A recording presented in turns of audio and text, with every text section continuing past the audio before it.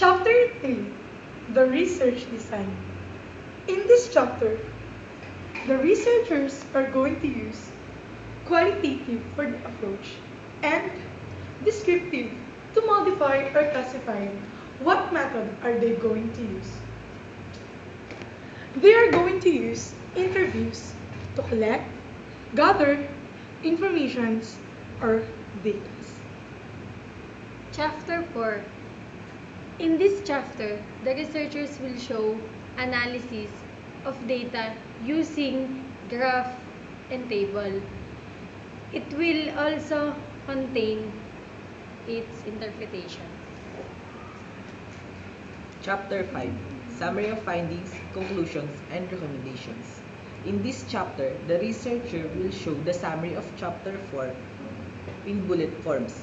It will also have the conclusion, who will answer the statement of the problem, who is in Chapter 1.